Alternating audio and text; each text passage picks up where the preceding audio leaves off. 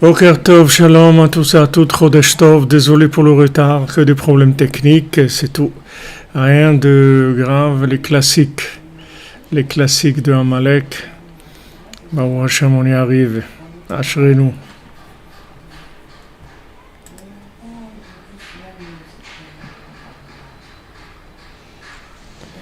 Voilà les amis.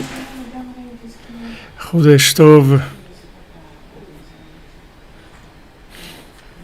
Que des bonnes nouvelles, les amis qui s'amènent la refoua et la yeshua et les ivugim et tout ce que vous désirez, que ça vous vienne facilement. Bezrat Hashem, à tous et à toutes.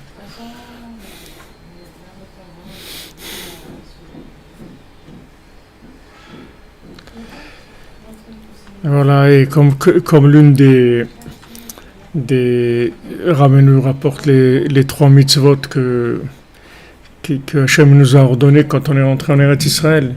Alors une des mitzvot qu'Hachem nous a ordonné, c'était de détruire Amalek.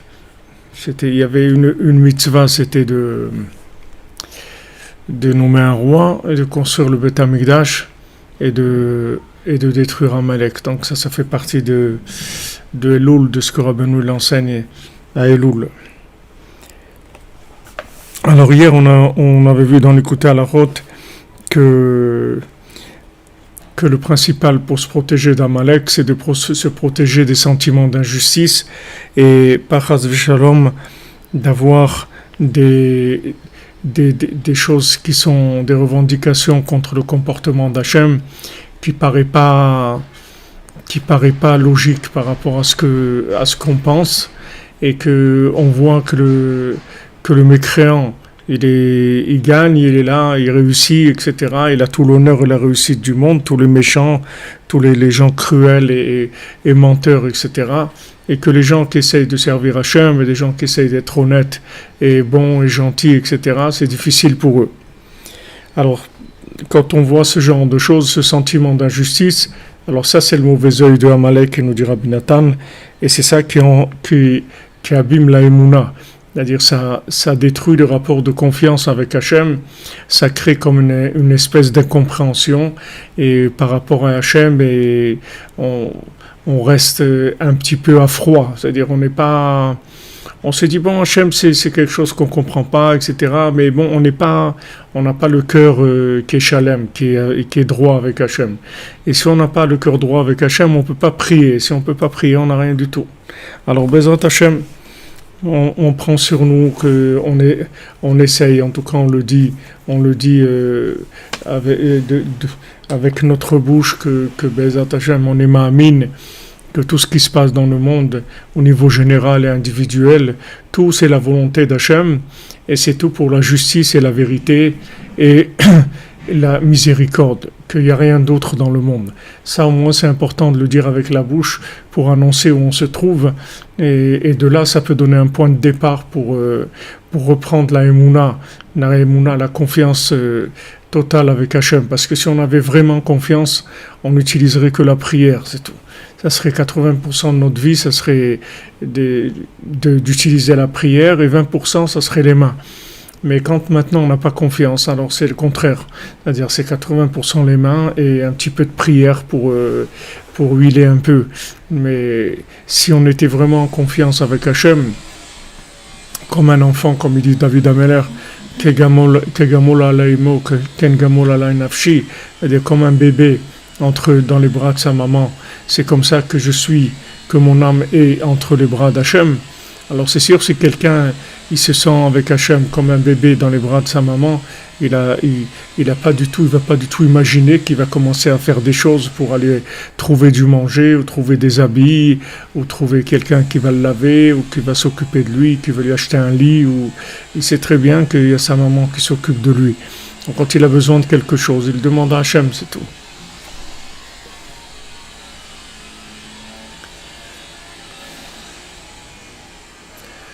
Ah ouais, quand on parle de prière, il y a la perceuse qui commence. Mais là, ça va, elle est calme, la perceuse. Il y a eu d'autres choses, c'est un petit peu de l'eau qui est remontée, il y a eu un petit peu de l'eau par terre, mais bon, ça va, bon, Hachem.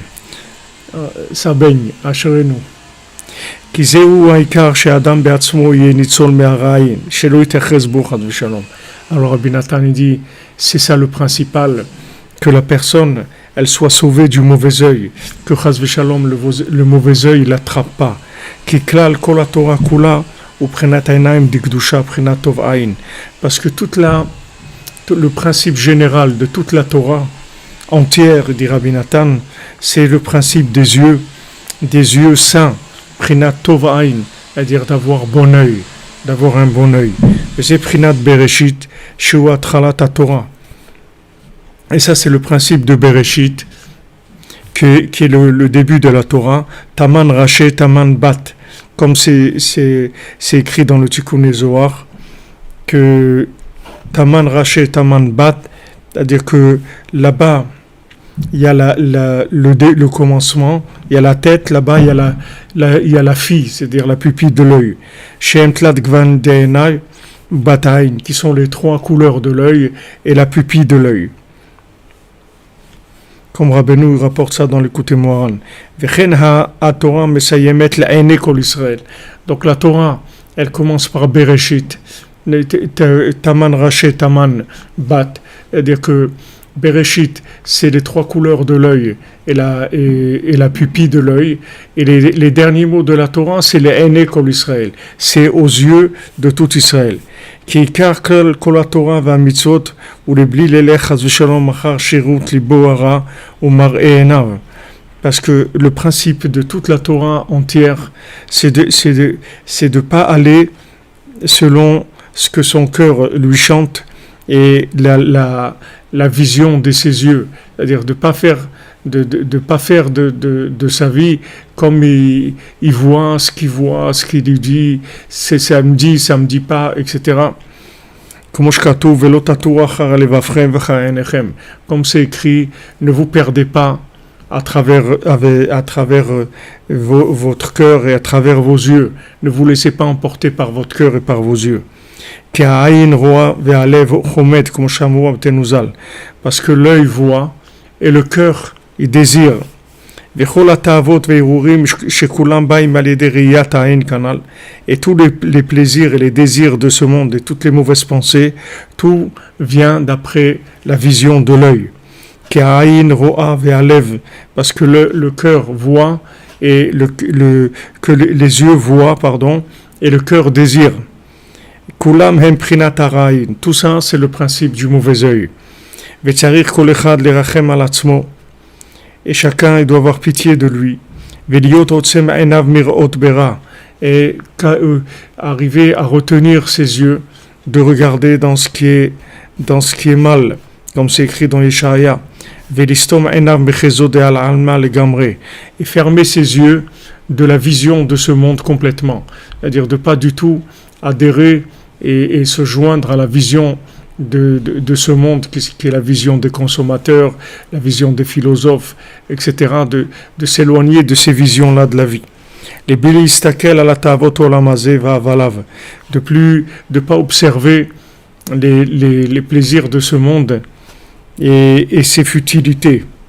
Les salek ulvatel achizatarain mimenu mikvulo le gamre, d'enlever et d'annuler l'emprise du mauvais œil de lui et de ses limites, c'est-à-dire de là, dans l'endroit dans lequel il vit complètement. Rak sheyetovain, qu'il ait un bon œil, les habit be'enav rak betorah va'avoda, que ses yeux, ils ne regardent que la Torah et le service divin. Comme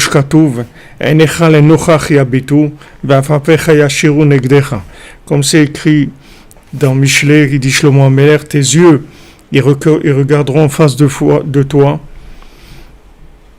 et tes paupières, elles seront droites devant toi.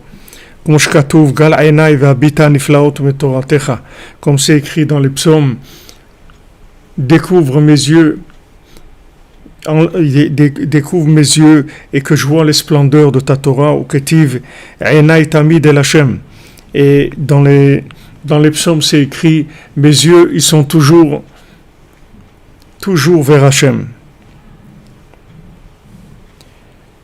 Donc ici, Rabbi Nathan, il nous précise qu'il y a une vision de la vie matérielle, qui est la vision des yeux même, c'est-à-dire de regarder la vie, de regarder ce monde et la matière. Il y a la vision du cœur dans la vie, c'est-à-dire que le cœur qui cherche le profit, le plaisir, comment je vais pouvoir profiter de ce monde, toutes ces deux visions-là, que ce soit la vision des yeux et la vision du cœur, c'est ça le principe du mauvais œil, c'est-à-dire de la mauvaise vision de la vie.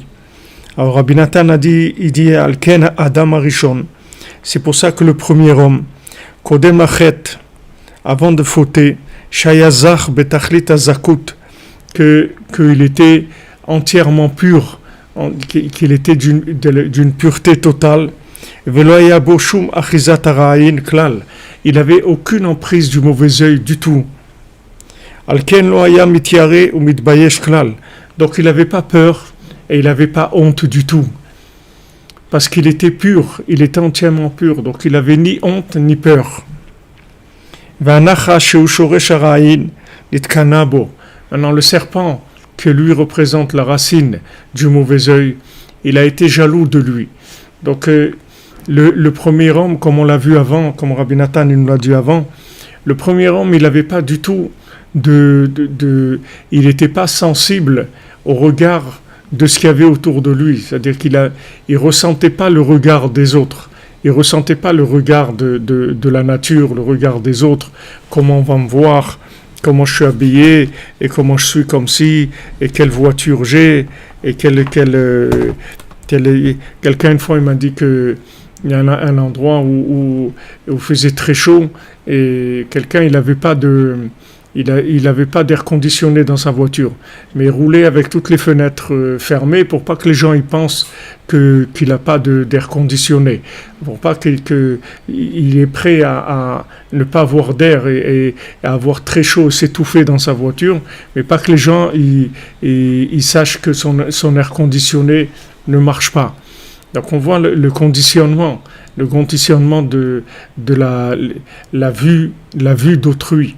Enfin, en fait, vous voyez que quand on est sensible à l'œil de l'autre, c'est parce qu'on est sensible à notre œil à nous d'abord. C'est-à-dire quand notre œil s'est ouvert sur le monde, c'est-à-dire que l'œil il commence à regarder dans ce monde-là comment tirer du profit ou du plaisir de ce monde.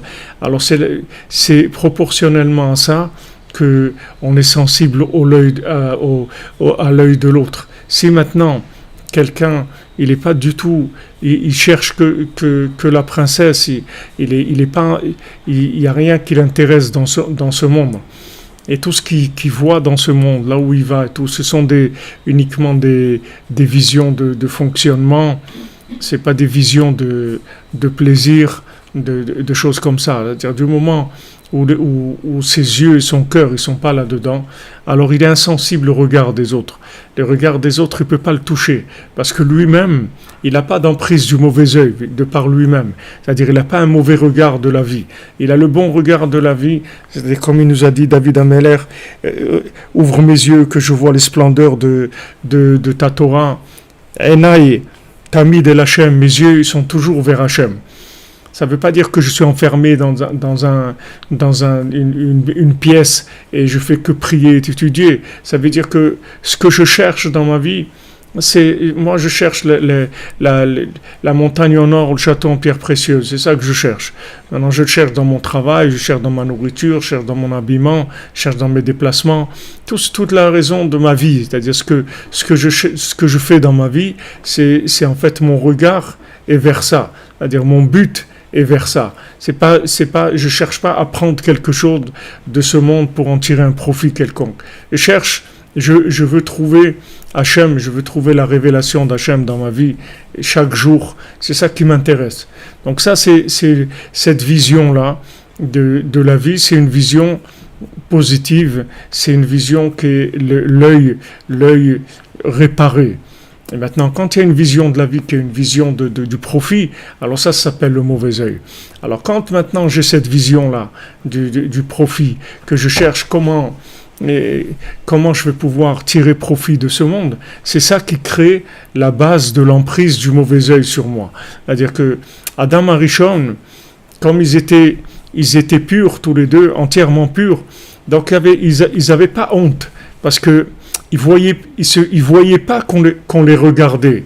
C'est-à-dire que cette sensation qu'on a, nous, que quelqu'un nous regarde, des fois quelqu'un nous regarde comme ça de la tête aux pieds et nous observe comme ça, on se sent pas bien, parce que il est en train de nous scanner comme ça, de nous regarder, ça nous dérange.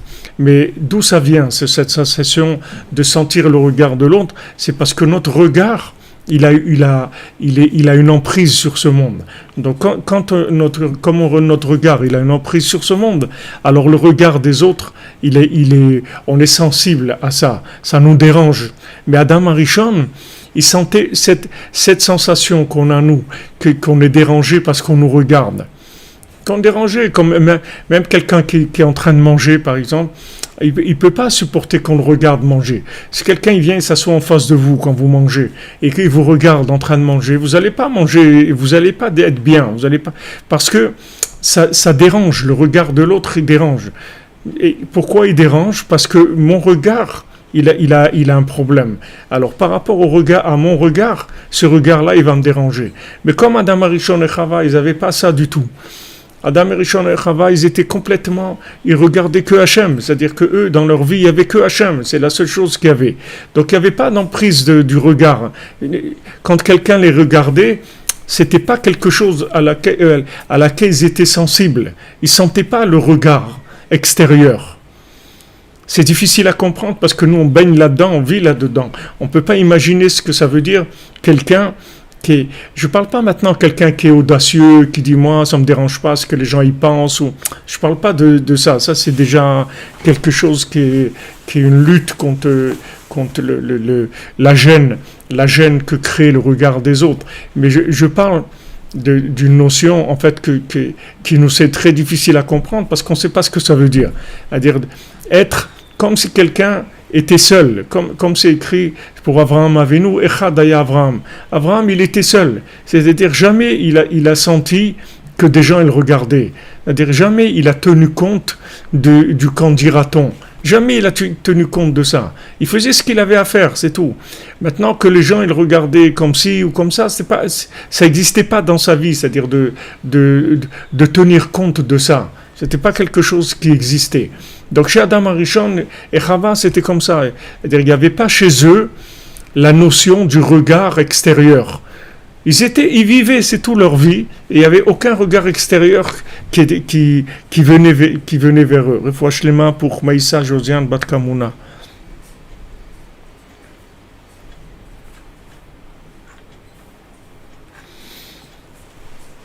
Donc, quand Rabbi Nathan il dit comme Adam Arishon, avant d'avoir fauté, il était entièrement pur, il n'y avait aucune emprise du mauvais œil. Donc il n'avait pas peur, d'abord, c'est-à-dire il ne sentait pas les présences extérieures. Voilà, il y a quelque chose, il y a quelqu'un, il y a un truc, il y a un bruit, il y a une ombre, il y a un mouvement, tout ça, il n'était pas sensible à tout ça. On le dit Bémouna, mais on ne sait pas ce que c'est, parce que c'est un niveau de l'homme qu'on ne connaît pas, puisque c'est l'homme d'avant la faute. Donc nous, on ne sait pas ce que ça veut dire. Rabbi Nachman, il sait ce que ça veut dire, parce que Rabbi Nachman, il n'était pas dans... Son âme, elle n'était pas dans le premier homme quand il a fauté. Donc son âme, elle a quitté le premier homme avant qu'il ait fauté. Donc Rabbi Nachman, il était dans cette façon-là de vivre. Mais nous, on connaît pas ce statut de l'homme, cette façon d'être d'avant la faute. Alors maintenant, le serpent, que lui, c'est la racine même du mauvais œil. Il était jaloux de Adam et de Chava. Et toute sa ruse, toute sa méchanceté, sa ruse, sa tromperie, c'était de rentrer en eux le mauvais œil. Et qu'est-ce qu'il a fait? Il les a incités. Vous voyez, en hébreu, il y a le mot Hesit otam. C'est comme en français on dit inciter. Hesit otam, il les a incités. Il les a incités à penser du mal d'Hachem.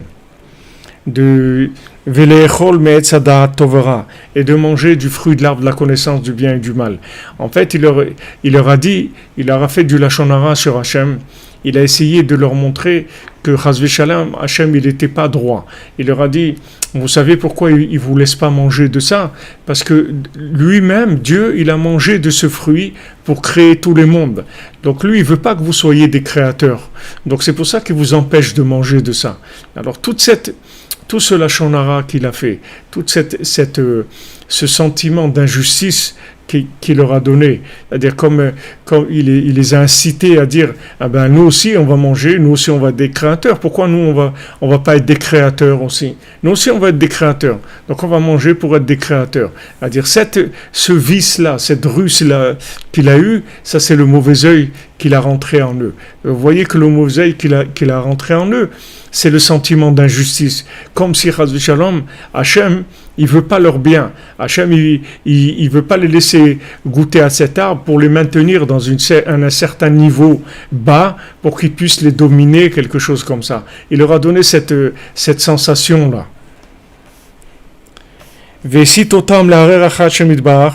Donc il les a incités à avoir des pensées et contre Hachem et de manger du fruit de l'arbre de la connaissance du bien et du mal. V'amar lahem. Et qu'est-ce qu'il leur a dit? Ki yoda Elokim, ki beyom ochelchem mimenu vkechu enechem veitem kelokim. Parce que, comme c'est écrit dans la Torah elle-même, dans le pasuk, dans Bereshit, dans les versets, dans Bereshit Gimel, le verset He, il leur a dit, parce que Hachem, il sait que le jour où vous allez manger de ça, vos yeux vont s'ouvrir et vous serez vous-même comme des dieux. Regardez comment il les a incités. Il les a incités par rapport à l'œil, par rapport à la vision. Il leur a dit, mais vous n'avez rien compris. Si vous mangez de ça, vous allez avoir une vision complètement différente de la vie. Vous serez des dieux vous-même, si vous mangez de ce fruit-là.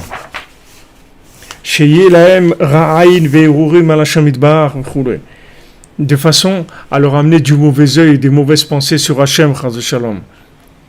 Merci Merdi, que tu bénisses Bezrat Hashem.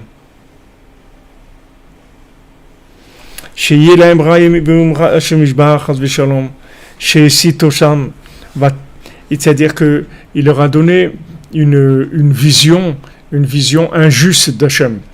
Comme quoi Hachem ne chercherait pas leur bonheur et leur intérêt. Hachem il voulait juste les empêcher de grandir de manière à pouvoir tout le temps les dominer. C'est cette sensation qu'il a donnée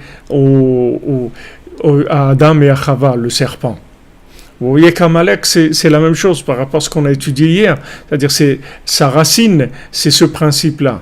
C'est-à-dire d'essayer le plus possible de donner aux êtres humains une sensation d'injustice d'Hachem par rapport au monde, de manière à ce qu'ils puissent les déconnecter d'Hachem et les maintenir dans une vision de la vie qui soit une vision entièrement terrestre, entièrement de profit, etc. Hachi Sitotam, jusqu'à ce qu'il les a incités, les a tentés, comme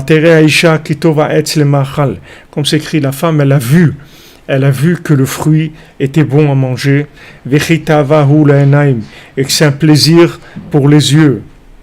Donc on voit vatere, on voit ici que la notion des yeux, elle est répétée plusieurs fois. Vatere daika, c'est-à-dire c'est précisément, elle a vu. Ta'ava le'enaim, c'est un plaisir pour les yeux précisément. Ve'achlu memenu, et ils ont mangé de ce fruit. Ve'achila be'atzma shel tzada tovara, igamken prinat ra'in. Et le fait même d'avoir mangé du fruit de l'arbre de la connaissance du bien et du mal, ça même c'est de mauvais œil. Shuro alev, qui est le cœur mauvais, c'est-à-dire le mauvais cœur, d'aller manger, alors qu'Hachem il a dit de ne pas manger ça. Et le mauvais cœur, il dit non, quand même, je vais aller manger ça. Ça vient d'un sentiment de mauvais cœur. Qui achila dikdusha iprinat tov ain tov lev beprinat vayochal vayesht vayitav libo. Parce que quand on mange dans la sainteté, c'est-à-dire quand on mange avec la bonne intention, c'est-à-dire que d'avoir des forces pour servir Hachem et d'être en contact avec Hachem, avec notre nourriture, alors ça c'est le bon œil. Comme c'est écrit dans Ruth Vayochal, vayesh, vaitav libo. Il a mangé, il a bu, et son cœur était bon. C'est-à-dire, il a eu un bon cœur qui est venu, un bon sentiment qui est venu après avoir mangé, il s'est senti bien. Comme c'est écrit que l'echem et samach leva benosh, le pain, ça nourrit, ça rend joyeux le cœur. Merci Michael, que Shem te bénisse pour le kibbutz de Rosh Hashanah. Baracha ve'atzlacha, mon ami.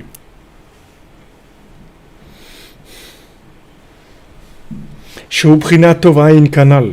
C'est-à-dire que ça, c'est le bon œil. C'est-à-dire quand quelqu'un a mangé avec les bonnes intentions, alors il se sent bien, il a nourri son cœur est joyeux. C'est-à-dire qu'il se sent joyeux, il se sent en confiance avec Hachem. Et il fait son birkat Amazon, il remercie Hachem de lui avoir donné cette nourriture. Tout ça, c'est du bon cœur. Ça, c'est du bon cœur. C'est-à-dire qu'il se trouve dans une situation où il a bon cœur.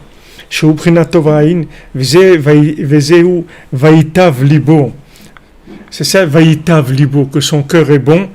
Zé birkat Amazon. Voilà, Rabbi Nathan, il nous dit, Zé birkat Amazon, c'est le birkat Amazon. Prinat tov ayin hu yevorach. Comme c'est écrit que celui qui a le bon œil, il sera béni.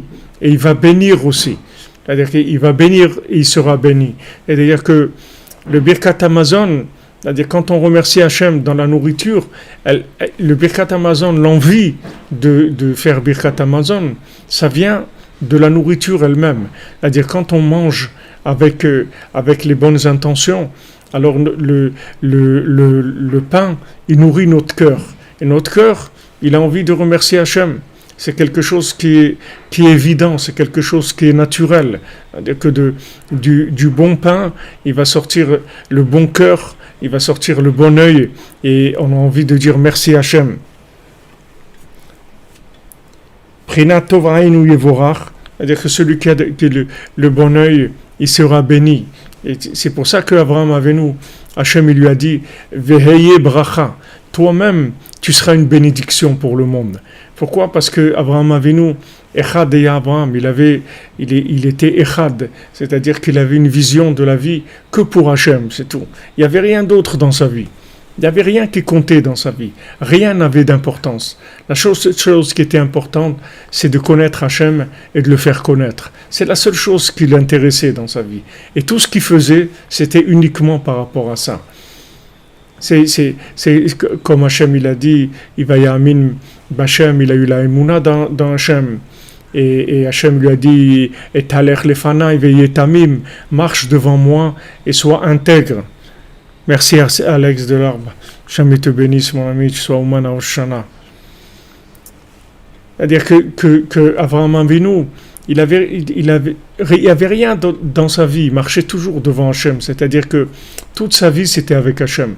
Donc lui-même c'était une bénédiction, c'est-à-dire lui il était bénédiction pour le monde, c'était une source de bénédiction, parce que le fait que maintenant lui il s'occupait que de connaître Hachem et de faire connaître Hachem, donc il donnait un bon cœur aux gens, il faisait que les gens ils étaient joyeux, parce qu'il les aidait à faire connaître Hachem. C'est pour ça qu'il avait sa maison qui était ouverte des 4 coins cardinaux, 4 points cardinaux par rapport à... Il avait quatre entrées dans sa tente, et de manière à ce que les gens ils puissent venir par rapport aux 4 éléments, par rapport aux 4 Shem Havaya, c'est-à-dire peu importe que les gens ils soient dans l'élément du feu ou de l'eau ou de l'air ou de la terre, il les faisait rentrer chez lui. Et qu'est-ce il leur faisait? Il leur donnait à manger. Il leur donnait à manger. Il commençait pas à leur faire des discours sur l'astrologie il leur donnait à manger. Et quand les gens ils mangeaient le pain de Sarah, quand ils mangeaient ce pain-là, où elle avait prélevé la challah, ce pain qui était kadosh, alors ils avaient envie de faire birkat Amazon. Merci Lise Blouin, qu'Hachem vous bénisse. Ça va bracha ve'atzlacha, réussite dans tout ce que vous faites, Bezat Hachem. C'est-à-dire que quand les gens ils mangeaient ça, ils étaient inspirés, ça les inspirait. Donc il rentrait dans la tente d'Avraham Avinu, que Avraham Avinu il avait fait sa tente de manière à ce que ça soit Echad. C'est-à-dire que les gens ils arrivaient de tous les côtés, de quatre coins, et ils rentraient dans Echad, dans sa tente.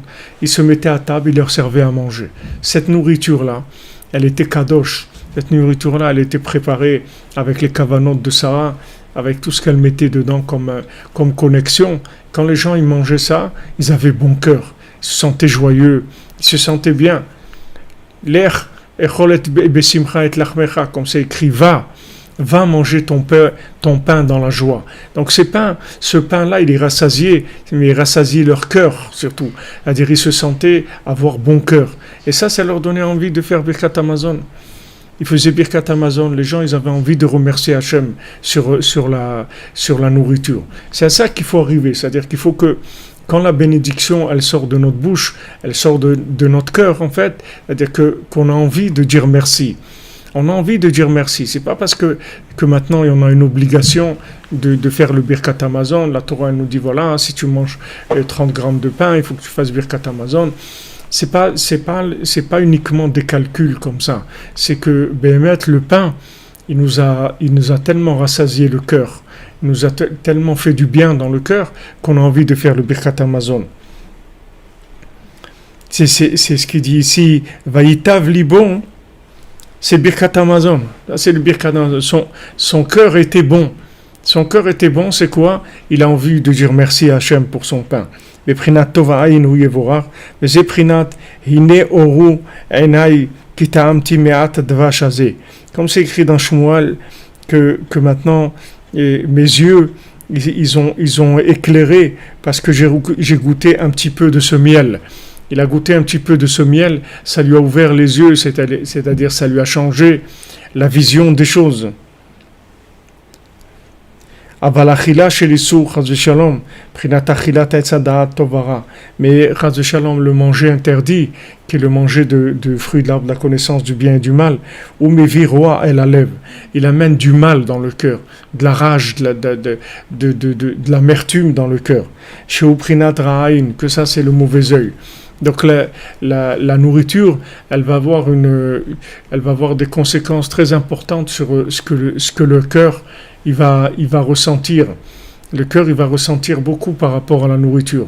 On voit dans le conte aussi, dans le premier conte que en fait c'est la première épreuve qu'elle lui a donnée. Elle lui a dit le dernier jour, il faut pas que tu manges parce que tu vas être dans une situation où tu vas être attaqué de tous les côtés parce que tu vas être tellement proche de délivrer la princesse qui se trouve dans le palais du Lotov. Tu vas te trouver tellement proche que ne touche pas du tout le manger parce que c'est dangereux pour toi à ce moment-là.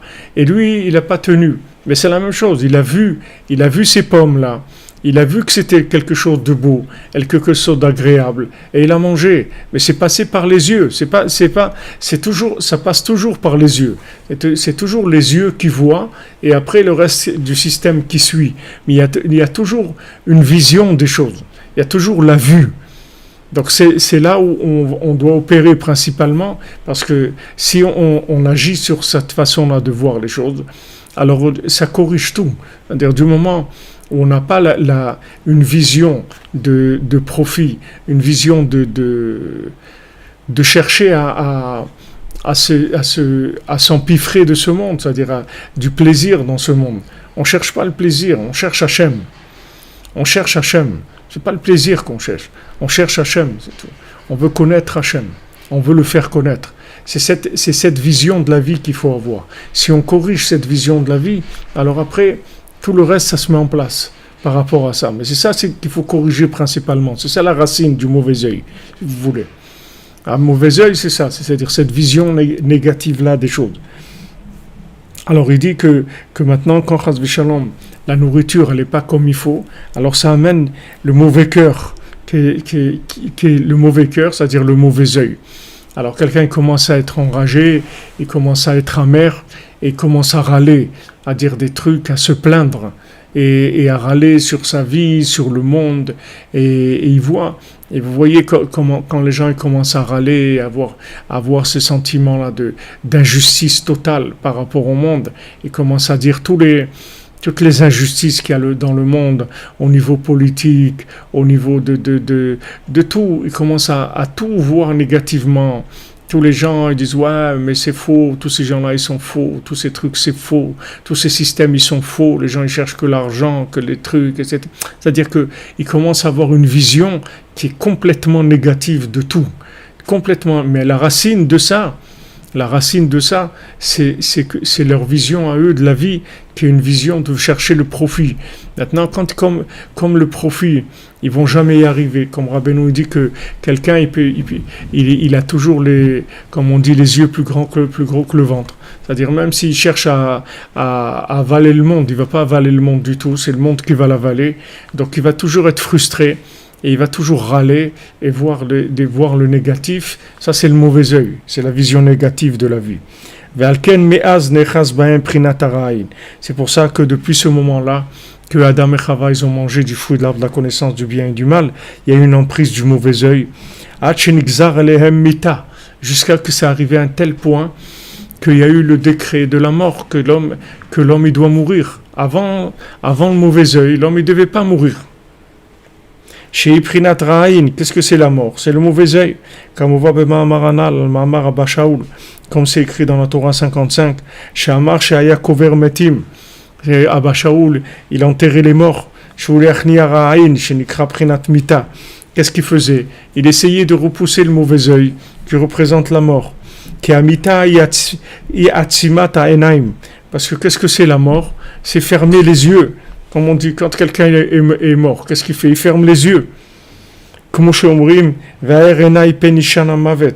on dit dans la bénédiction qu'on fait avant d'aller dormir, on dit éclaire mes yeux, donne-moi de la lumière dans les yeux, que je ne dorme pas dans la mort, c'est-à-dire que j'entre pas dans l'obscurité. Parce que depuis que le premier homme a fauté, tout le monde est obligé de mourir et retourner dans la terre pour annuler complètement l'emprise du mauvais œil qui a eu lieu à ce moment-là. Et aussi Adam et Chava, ils ont été obligés après de mettre des vêtements. Ils ne pouvaient plus supporter de ne pas avoir de vêtements. Comme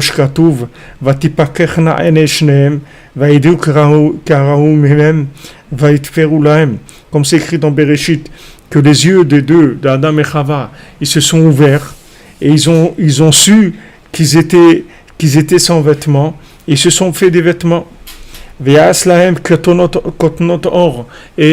il leur a fait des vêtements en peau. Parce qu'au début, ils avaient des vêtements de lumière. C'est-à-dire même leurs vêtements, c'était de la lumière. C'était pas de la matière. Ils avaient des vêtements en lumière. Ils étaient entourés, c'est-à-dire enveloppés dans de la lumière. Be'alef, avec Aleph.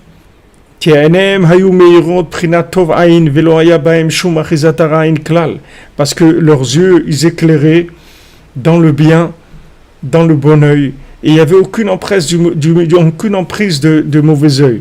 Donc, au lieu d'avoir Ktonet or, c'est-à-dire avec Aïn, parce que ça aussi c'est venu avec l'œil, c'est-à-dire du moment où maintenant il y a eu un problème de l'œil, alors ce qui était or, c'est devenu or, c'est-à-dire avec un Aïn. Ce qui était Aleph, c'est devenu Aïn. Ils n'avaient pas besoin de vêtements du tout. Ils n'avaient pas besoin de vêtements du tout parce qu'il n'y avait pas ce principe de l'œil. Mais maintenant qu'ils ont ouvert les yeux, c'est-à-dire la mauvaise façon de voir les choses, et le mauvais œil, il a eu l'emprise sur eux, donc il y a besoin maintenant de vêtements et de se couvrir. Les chassot ou le chapot atzmam, ils ont besoin de se couvrir et de se recouvrir. Shelo ishlot baem ra'ain, pour qu'il n'y ait pas le mauvais œil. C'est pour ça qu'on est obligé de s'habiller, parce que maintenant il y a une emprise du mauvais œil sur nous. Donc on est obligé de mettre des vêtements. C'est pour ça qu'on a besoin de mettre des vêtements. De manière à ce que les yeux ils n'aient pas d'emprise sur nous, Parce que maintenant, l'œil, il a une emprise sur nous du poison de l'œil du serpent.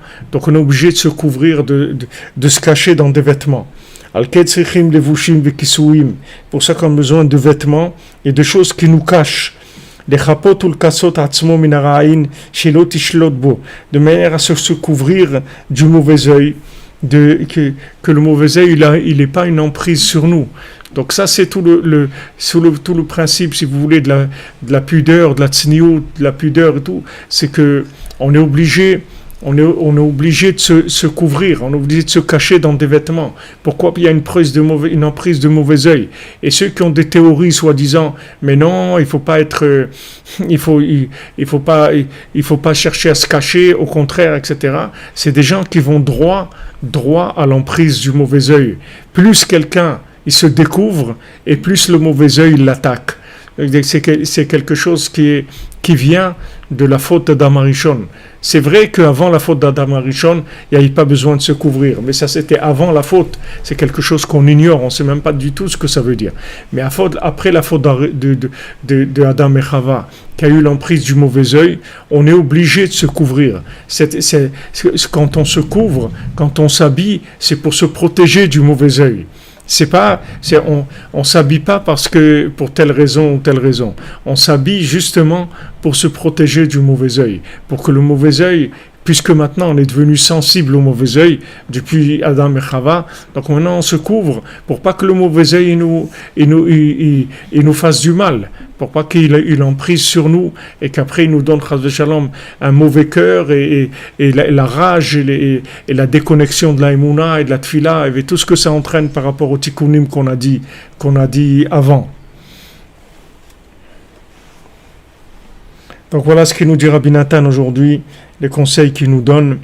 Donc il nous a conseillé dans la nourriture de faire attention à la nourriture, c'est-à-dire quand on va manger, de faire attention à la qualité de kashrut, c'est-à-dire de connexion de la nourriture, de manger dans la kashrut, c'est-à-dire de manger dans la connexion avec Hachem, de manière à avoir un bon cœur et avoir envie de faire le Birkat Hamazon, c'est-à-dire avoir envie de remercier Hachem, que la nourriture, elle nous donne bon cœur, qu'elle nous donne de la joie, qu'elle nous donne envie de parler avec Hachem, qu'elle donne instinctivement une envie de prier. Et il nous a dit aussi pour les vêtements de faire attention, parce qu'aujourd'hui, les vêtements, c'est une protection. D'ailleurs, Rabbeinu, il parle de ça. Rabbeinu, il était très makpid que les vêtements, ils soient pas déchirés, ou ils soient pas troués, ou des choses comme ça, parce que Rabbeinu, il dit que le vêtement, en fait, c'est comme une cuirasse qui protège du mauvais œil. Et si maintenant, dans une cuirasse, il y a des trous, alors les choses, les balles, ou les flèches, ou les trucs qui peuvent rentrer à travers ces trous-là. Donc, Rabbeinu était makpid que les gens, ils aient pas des vêtements déchirés, qu'ils mettent pas des vêtements déchirés. Et tous ces gens qui mettent des trucs à la mode, là, des jeans ou des trucs avec des déchirures, il faut savoir que ça fait extrêmement de mal à l'individu, parce que ça donne une emprise au mauvais œil qui rentre à travers ça et qui lui fait du mal, chas v'shalom.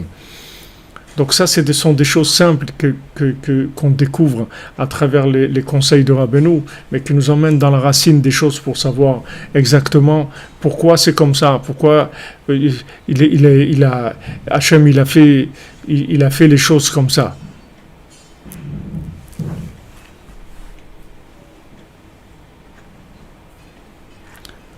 Voilà, que des bonnes choses, Bezrat Hachem. Non, il faut faire attention, ces jeans avec les trous et tout, c'est pas bon, ça fait beaucoup de mal aux gens. C'est des choses terribles, ça fait rentrer des choses terribles dans l'individu, du mauvais œil, ça fait beaucoup de mal. Les Hachem, alors voilà, on est dans Tovaïn, dans Elul, dans Tolvaïn, dans la pureté, dans le rapprochement d'Hachem, préparation à Rosh Hashanah, les Hachem, Be'atzlacha, Chodesh Tov. On se retrouve cette nuit à 4h pour continuer dans Sipurim Masiyot, dans Berger et Ani.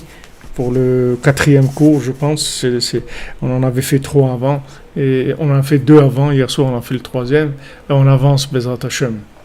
Be'atzlacha, merci les amis de votre présence, de votre assiduité, de votre soutien, qu'Hachem vous bénisse et vous envoie toutes les bénédictions dans la santé, dans la parnassa, dans les ivugim, dans les enfants, dans la joie de vivre, dans le bon œil, Bezrat Hachem, que le bon œil, Tov Ayin ou Yevorach.